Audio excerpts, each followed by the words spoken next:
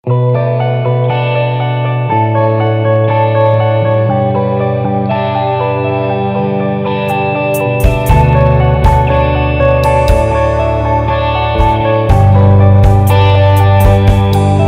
a developing economy, we were asking ourselves how to activate and attract investment. So what we went is to focus our policy effort in how do we control the cost of energy and having a stable system, and on the other side, the cost of capital. Say if that's the problem that we're trying to solve, the cost of capital, then we come back and say, so it's the protection of property rights, it's the building of trust in a system, increase the certainty on the behavior of the tax authority, knowing the rules and having it easy to understand and operate within. How do we secure those property titles? How do we make sure that people know what they have, companies know what they're buying? How do we build that trust with the government?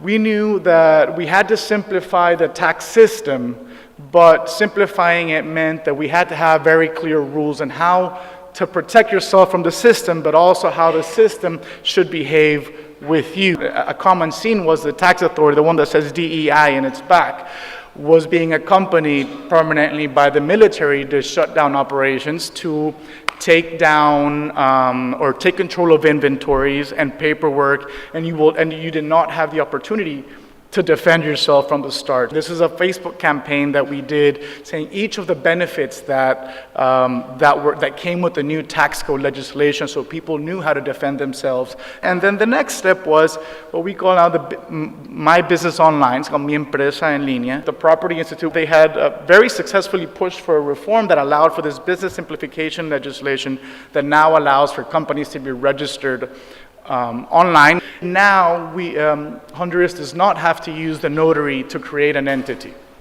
It's the first case in Latin America where it's across the board that you do not have to use the notary.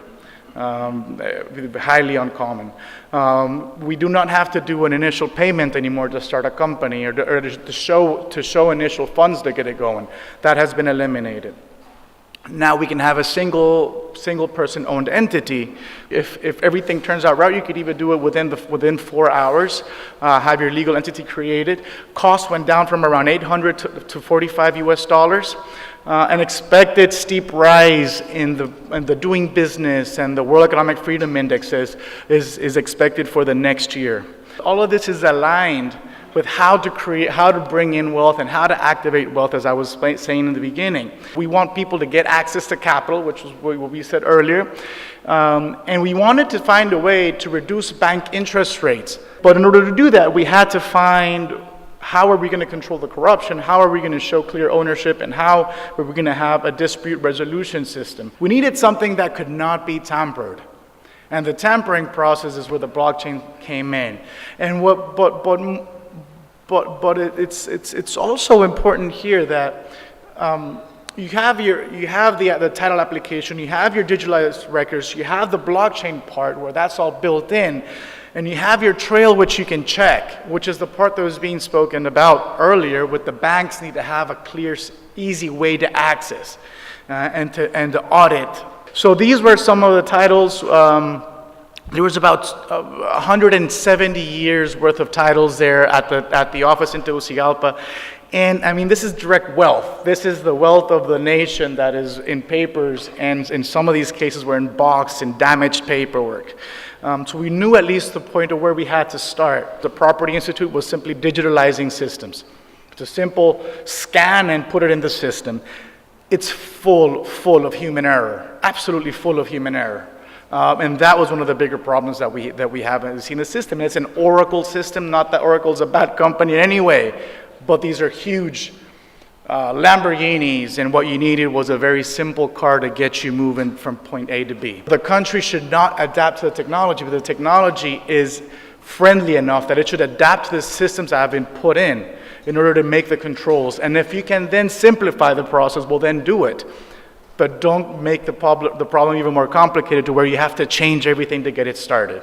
As we saw things move forward, and about a year in, we come into this article making the front cover of The Economist. That's when the government said, wait, this is actually really, really big.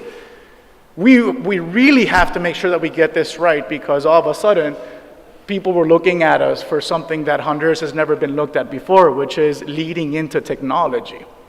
That's not what we're usually known for. So you have to, as a government, you have to be careful how much you bring into technology, how much you say about a technology, what the messages are, and not only does it work or does it not work. Because if there's any area, I think besides remittances, that is gaining world attention for blockchain technology is land titles and then identities. I mean, there's many things that you have to be careful about. I recommend looking deep in, making sure the technology does work, but remember, it is a new technology, and you have to be careful, because I don't think it's right to play with people's wealth. So thank you very much.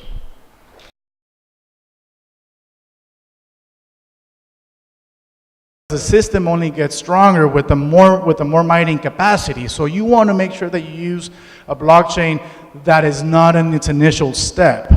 At least that's what we saw, because if we want to have a decentralized control, we have to make sure that it's as robust or as anti-fragile as a famous book says it.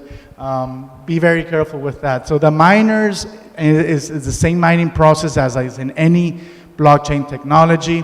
It depends to what chain you link the system to, but what you're doing is you have to make sure that to the chain that you link to, that it can carry enough details and data.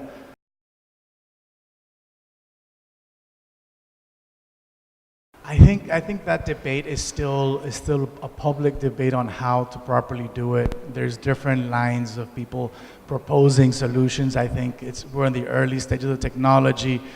Some people propose having your own controlled mining network in which you don't have to depend from forks and from outside pressure. There's weaknesses with that as well. So I think it really is going to depend on a case by case, on the power or the capacity of the government system that's going to adapt it. These forks that we just saw last week but we're seeing it in the cryptocurrency side. We haven't seen how all of these things might happen on the data protection side.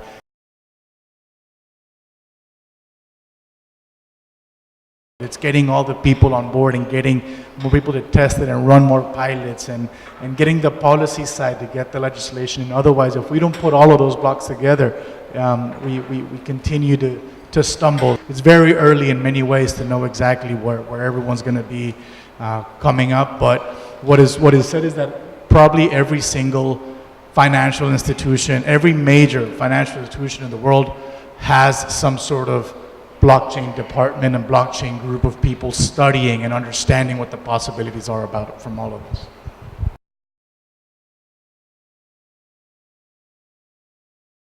If it's a government contract or an initiative from the side, then it's not a transaction based, but it's a technology implementation cost.